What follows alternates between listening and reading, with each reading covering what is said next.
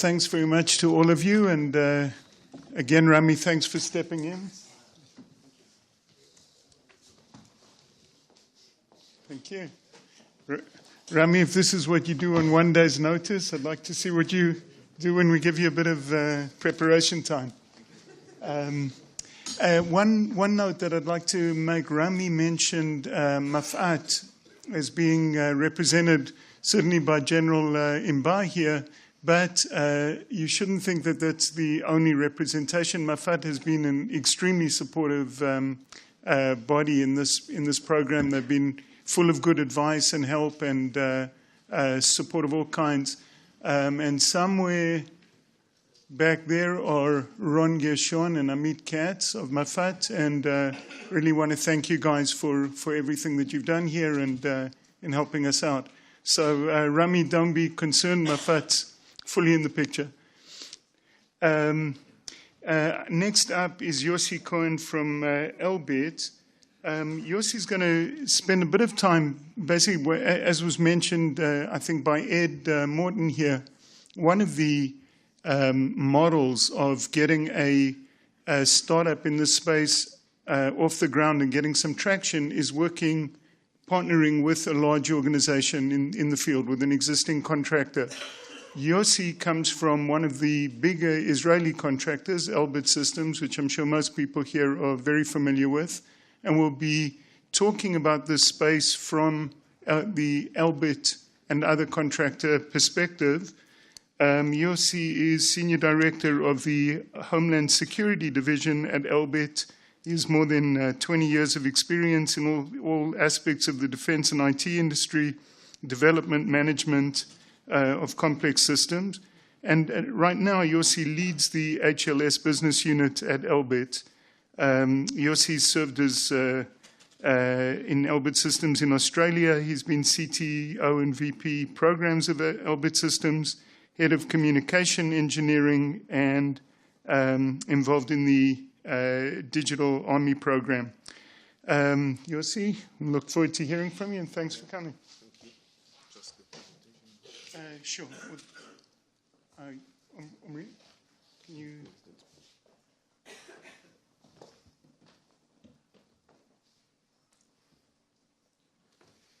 Okay, good afternoon, everybody. I assume that everybody is waiting for lunch, so I tried to... Sorry, Yossi, sorry, I missed one announcement. Judges can please start heading for room 302. Folks will help you at the back. The judging process starts now, and after that, we'll let... So judges and any of the finalists who's still in the room, you should not be at this point. Please head out to the back and you'll be shown to the judging room. Thanks. Sorry. Yeah, it's okay. So I'm going to speak about the overall counter-terror management system, which covering the whole life cycle of counter-terror. Counter-terror is not just an event. And I know that this forum is most of the time thinking on a specific problem that he needs to solve and bring the best solution for this problem. But we, as a big integrator, have to think about the holistic solution and the overall life cycle. So this is the way we are working. So when I'm speaking about the solution goal is to start with mission planning. The counter-terror, I can imagine that it's very similar, for example, to the virus antivirus world, where you have a lot of potential threats. Sometimes the first time that you meet the virus, you can implement the antivirus solution. Sometimes you can think about it in advance. The terror is very similar to this. There is a lot of potential threats that you can imagine. There is a lot of organization, a lot of scenarios that you can think about, and you have to invest a lot of time in order to gather a lot of information and intelligence in order to be ready before the event is going to happen. Sometime you will not be able to be ready because these guys, the bad guys, sometimes surprising us with a new approach. And the first time you meet it, you become a regular to this and you have some kind of solution. to deal with this threat. So this is very similar, a lot of situations that you have to deal with. So first of all, you need to collect a lot of information and to invest a lot of time before the event even will start to happening. This is the gathering information, the intelligence gathering of the information. You have to plan for this gathering of information. You have to use a lot of sensors, a lot of capabilities in order to collect this information. It can be open sources in the internet. It can be other Visint capabilities, Comment, SIGINT, a lot of capabilities that you can use in order to gather information and to do the analysis all the time and to be ready to react before the event is going to happen. But sometimes you are not able to avoid it. And then you have to be able to react. And you have to be able to react with all the information that you have to support you to react in the best way. But you have to be able to react and to control the forces that you are dealing with.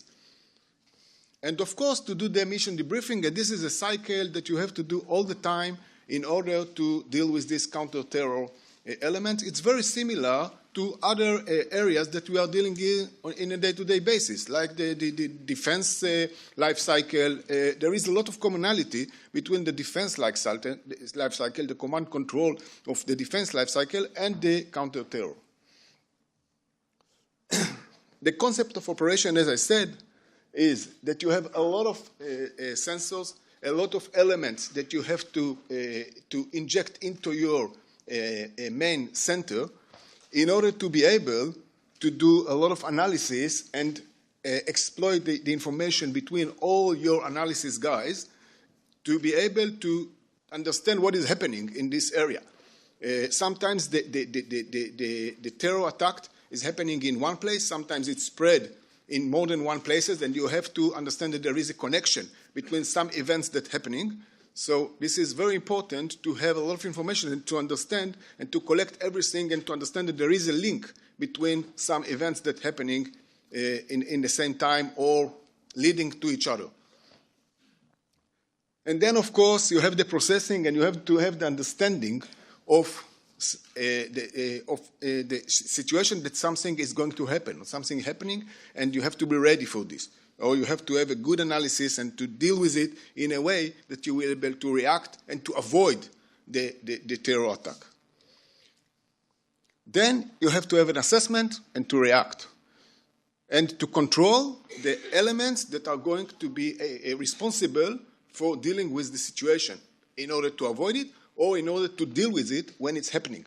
Okay, you can take the last event in Paris that I assume that there was some kind of intelligence. At the end of the day, the event happened, and then you have to control it.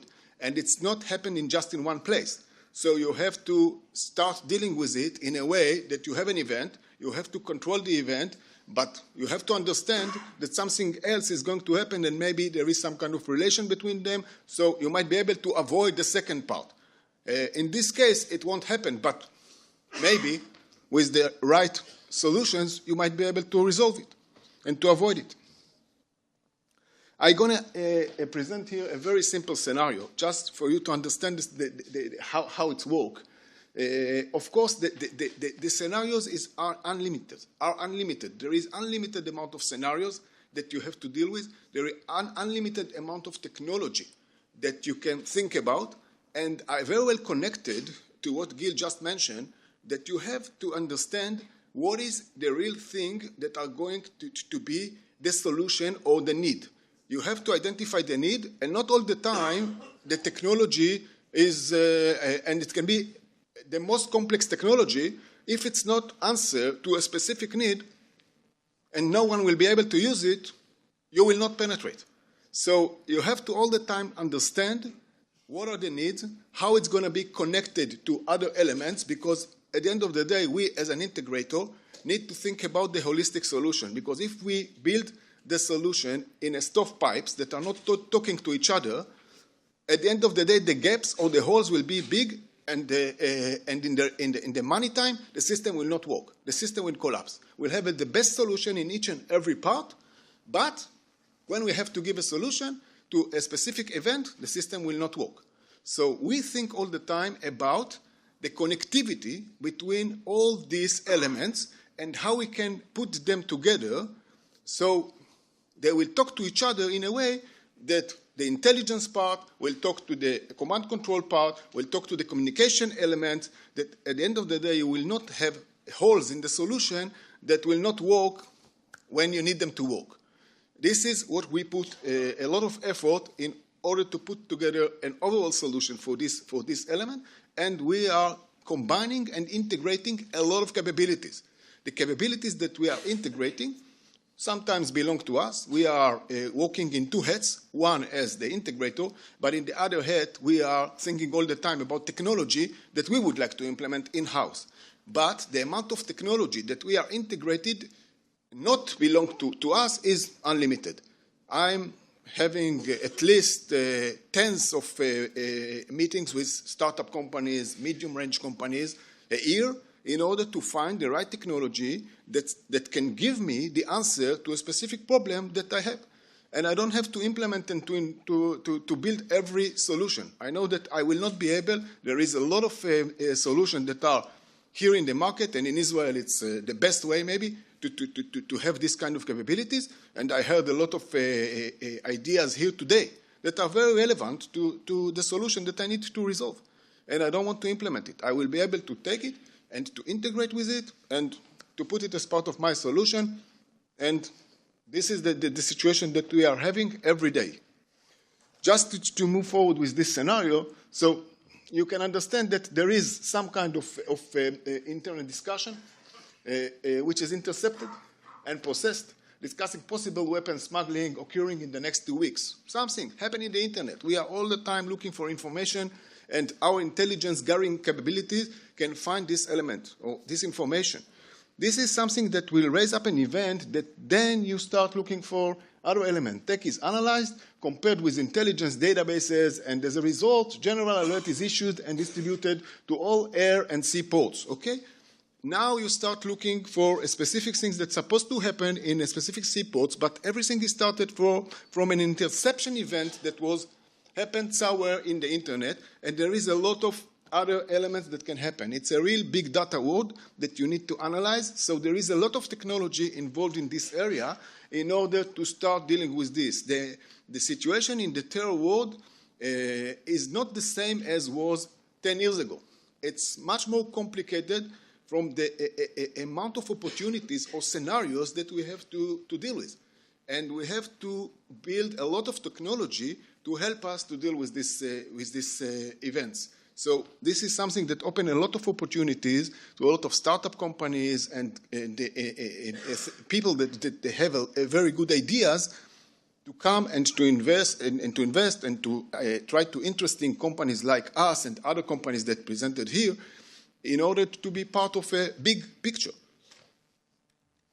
So in this case, a person related to the weapons smuggling group has entered the country via local airport. The person was identified as the group leader via link analysis. We find some kind of connectivity between the information that we had in the beginning and this guy that are connected to a specific organization that might be the guy.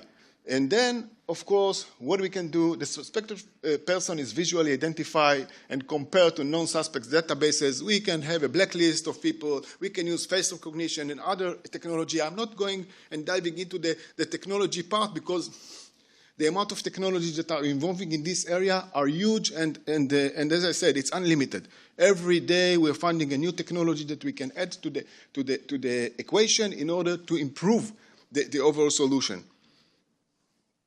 And then, of course, there is some kind of tracking mechanism that you can implement in order to track the vehicles that this guy is going. The suspected guy is driving into an address in the town and constantly monitor and track using mobile and visual tracking. It can be from the air, it can be from the ground, a lot of tracking capabilities that you can use. And, of course, when you find this guy in a specific area, you can send the relevant units in order to arrest him. And in this case, the event is very simple. Again, you have to imagine that this information was some kind of information that you have to find in a big data cloud. So it's not so easy. and then to integrate and to integrate other capabilities in order to resolve and to avoid this situation, and to be able to integrate the mobile units and to talk to them in a very, very native way in order to close the loop between the alert and the response. The solution scope, as you understand, is built from headquarters. That it's a big centers with a lot of data centers, a lot of IT capabilities that are collecting all the information, and have a lot of people, analysis guys and command control guys that need to deal with all this information. Everything is going to this area.